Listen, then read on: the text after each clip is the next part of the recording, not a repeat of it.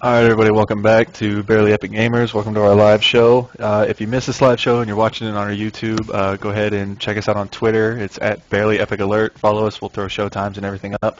I'm Epidor, and once again back this week joining me is Prop. Prop, how you doing? I'm doing pretty good, Epidor. How about yourself? I'm doing fantastic, except for tonight. We had a little unfortunate night. We tried to go see Sublime, and yeah, it turns out free concerts pack up really fast, especially in the city. Yeah, So, especially down here. It's okay though, but we're gonna have a good night. We got a good show for you guys here. Probably not gonna be as long as the other one. We're gonna try to cut them down, so if you don't get the CDs, you don't have to sit on YouTube for 3 hours to try to watch us. But on that note, let's go ahead and get started. All right. So how much of the beta have you actually gotten to run around and play with recently? So recently, I've been pretty confined to clustering routes. I haven't gotten much time to get out, just because of work and other kind of deals. But I've been exploring a lot, making sure that everything's working right. I've noticed that a lot of quests here are completely different from some of the quests I played in Cataclysm, though. Right.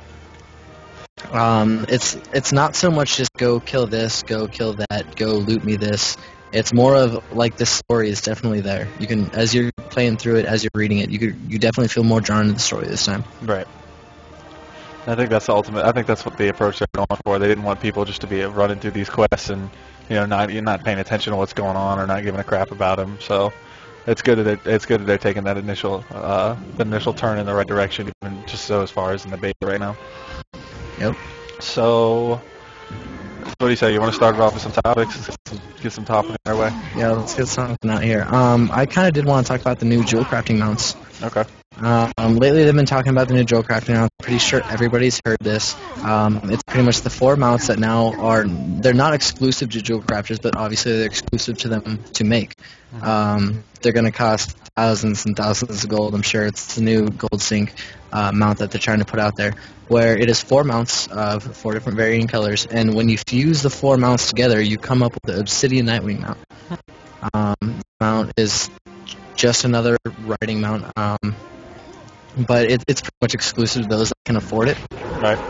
So it's pretty much just another one of those things to look out for and check out in the game. They're definitely very interesting. They're very cool looking mounts to check out. Right. So are we talking? Are we talking price range like the Traveler's Tundra Mammoth, or are we talking like the Mechna Hog? We're talking more in the price range of the Mechna Hog, but you got to realize that since times have changed, since gold caps have changed, it's obviously going to be a lot higher due to the fact that we are much farther along in the game now. You're right. Hey, look for it. I actually haven't got to check those out. I'll actually have to pop by and check those out and see what they got going on there for us. What have you been checking out lately? What's interesting you into this beta so far? So far, recently, I've been doing a lot of the dungeons, a lot of different boss fights, and just the level of detail and just kind of how in depth they went with the boss fights and just some of the mechanics in the game. Now just in these leveling up dungeons are really starting to pull me in. I did one. I believe it's the oh my goodness, hold on, I have to cheat here and look at my thing. It's the Shadowpan Monastery. Yes. That one's actually really, really fun. I had a lot of fun with that. The last boss fight where I believe the more attacks you do, or I forget how. I don't know how it's pulled out, but it's basically like you channel hate through your guy, and you have to use a certain spell or ability to pump the hate out of you. But it freezes you for a few seconds, and it applies to everybody. It applies to the the healer, the tank, and everyone. So you kind of have to coordinate that. And it's not terribly hard, but it's just kind of interesting how they did that fight. And I don't know, the whole concept itself is just really, really nice. I really liking the instances going up, and it just doesn't feel like something that you're gonna forget. You'll go through an instance and at least my previous experience is going through an instance and it's like, okay, I did it, but I forget about it, or there wasn't anything really memorable with it. So that's one thing I'm really enjoying about so far the instances going through here. Is just I remember them, and even the characters in there are memorable, and the fights, like these are just leveling up fights, and they could almost be worked into boss mechanics if you put a little bit more effort into them. So I'm really enjoying that. Yeah, I'm gonna have to agree there because I mean I haven't gotten too far into the dungeoning on beta as of yet, but within the first few dungeons I probably ran about 4 or 5 just on a brand new monk that I was checking out, Right. and just the mechanics that they worked into these fights. They're not quite raid boss caliber, but they're definitely new to what we've seen so far. It's definitely gives you new insight into how to play the game because we haven't seen anything like this yet. Right. It really just brings almost like a whole new life to the game. Like what you thought was your WoW is no longer, and you're definitely in Myths, and you're definitely in Pandas and Pokemon. Right. Yeah, I think I ultimately think that's the direction Blizzard's going. I know I touched on that last week, the kickers and post-mortem, but it seems like they're sticking to what they want. I mean, it's really hard to please all your fans, especially being Blizzard, because you're going to do something wrong, and somebody's not going to like what you do. But as far as them keeping to them saying, well, this is what we want to change, and we want to do this, and this is our goal. So far, what I'm seeing, I'm really impressed. They've definitely stuck to their word, and it seems like they're really out to just pull us in with that wow factor that they have going on there. Yeah. I really agree with that, especially too, because have you had a chance to check out the pet battles? I have not actually. I think that's one thing I haven't done yet. I have gotten to do a couple of new pet battles, and I gotta say, even the music that they bring into the pet battles, it draws you in. You're instantly hooked. Not only can you capture new pets off these pet battles, so it brings you another way of kind of getting into the game. Like, okay, not only can I spend gold to buy pets, or can I grind rep to get pets, I can go out and punch around for a little bit and then capture him. Huh. Well, that's something. If we have time, if we have where are you at? Are you in the Throne of the Four Winds, or sorry, the Valley of the Four Winds?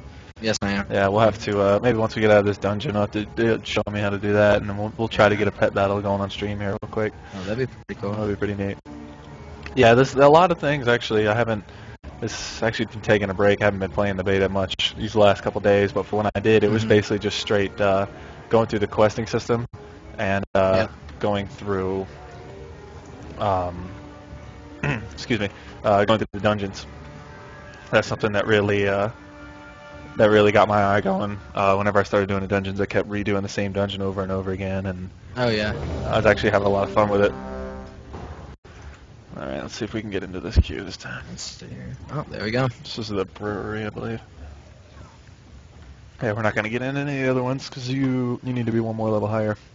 Yeah, and that'll be soon enough. I plan on making sure that we work through these pretty quick this week. So we'll be getting up there showing some of the more end content. And I know one thing that I really like is, check this out for all you mages out there, one-click conjure reflection table. Check that out. Bam, there it is. Oh, wow. No more portals to deal with. That's pretty sweet. So I'm sure that everybody's going to like that. And I believe, I'm not 100% sure, but I believe it is the same for the Warlock Crack Cookie Station. It is at one click and summon. Oh, wow. That would be nice. Yeah, because that definitely is a pain. You get into an instance or a raid and you're trying to find people to click on the button. Exactly, and even though you're trying to help them out, they seem to not want to click on it for some reason. Right. I think it's just a lazy factor. Exactly. Oh, by the way, did you see my sweet weapons I got? I did. Those are pretty epic, I'm not going to lie. I feel like you're about to go WWE on me right now. They're pieces of wood with nails in them. Yeah, it's like a placeholder model for everything now. That it's just they don't have the model place, which is nice too. But you even notice if you go into the journal, they have the dungeon journal in the game now. If you go in and look at the loot tables, a lot of it they don't change, or they have this very basic first model. So I believe they haven't even gotten a lot of the models in the game, which is nice because then coming into the game, a couple months from now or however long it takes to get in, you still get that surprise. Yeah, we're going to be completely impressed with whatever they decide to bring out, because right now we're seeing a 2x with a nail driven through it. I mean, don't get me wrong, that's pretty cool in itself, but... Oh, it definitely is. I'm not going to lie. I would definitely check in a team mogging something like that just because of the sheer comedic value. Oh, yeah, if I could transmog this, I would. But I don't think Blizzard will Especially my awesome hat that I have on right now. Aren't you kind of jelly about that? I really did want that hat. Like, yeah, I'm really jealous of that hat. I wanted it so bad. but it's okay. I'll get one eventually. If I need to be the only rogue on the server wearing a cloth hat, I'll do so. But I'll definitely find a way. Yeah. I do have a clothy I can level too, so that'll probably be my main focus. There's leveling the frothy just to wear the awesome hat. I might just level a clothy just until the point where I got the hat, and then call it a day. And then let me see here real quick. Let's see. What do you think about the new recruiter friend mount? I know we kind of briefly talked about this beforehand. Obviously the Obsidian Nightwing happened yesterday, as of now. It happened yesterday, so for all of you that had a recruiter front mount beforehand, you will, if you had got the X53 mount, rocket mount, you will be receiving instead, if you haven't already traded in for it, you will be receiving your Obsidian Nightwing mount. And it kind of follows in the same guidelines as the Vial of Sands Drake. Instead of actually riding the mount with your recruiter friend or whoever side you have on your mount with you, you will actually turn into the mount and they will ride you. Yeah. See, that's pretty cool. I heard that and I was like, oh, that's kind of awesome. But then I thought about it. I have the touring rocket, and it's like like anything in the game that they've taken out. After a while, it just has that value that Granted, it was a recruiter friend mount, so it's not like oh yeah, I did AQ40. I was the first guild to clear or whatever, so I got the black Silhouette or whatever it is. Yep. So it's not like that, but still, it's gonna have that nostalgic value to it. A couple of years down the road, people are gonna be like, oh, where'd you get that? It's like, oh, well, this was this. I enjoy the rocket, I do, and it's also something I picked up on the other day. I actually didn't realize that was on the list, but I believe the Mechanohog, and I want to say the Tory rocket is on that list of the account-wide mounts now. Yeah, it is. That was a big part for me, and didn't decide which character I wanted to play because I played my druid for so long, and it's hard to tear away from that kind of character. But at the same time, it's like, hey, I don't want to be held back. I think because I have the mount on him, I have a lot of stuff on my druid, and the Mechanohog is actually one of my better.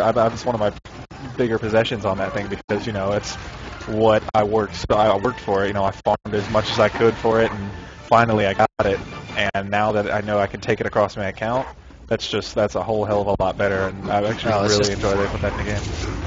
Yeah, it's just icing the cake for me because I felt the same way. It's not only the Mechanohog, but also other major gold sync mounts that are in the game, such as the Traveler's Tundra Mammoth, will also be part of that account-wide thing. Oh, yeah. So all that gold that you save for weeks and weeks or maybe even months for, you will receive on all your other characters. So that's awesome. I thought that was really nice because, again, like I said, I did save up for months and weeks. Oh, yeah. And just to get that Traveler's Tundra Mammoth, so I can have a repair bot pretty much without actually being engineering. And it's nice to be able to keep that along all my characters. Yeah, I definitely enjoy the fact that they're gonna throw that in there because then that way I won't feel obligated to play on one character just because I have a bunch of mounts on this guy or So I've never been terribly picky with characters. I enjoy a lot of characters I play, but I've never been so picky. It's like, oh well, I'm only gonna play my druid. I usually try to spread it out, but that's definitely gonna get me more involved in playing other characters, just having that Mechanohog mount, because I really do love that mount. That's probably one of my favorite mounts in the game. I still use that. Oh yeah, I used to use mine every single day, especially going through these new questing areas. It's kind of awesome just because you see everybody on the Ravenlord mount, and then you ride by on your Mechanohog like, yep, I got this in the actual game. Yeah. Oh shit, I'm gonna die. Oh, there I go. Well, it doesn't do very much good if he's going to say ride the barrels into the monkey, and then he doesn't do anything. Yeah,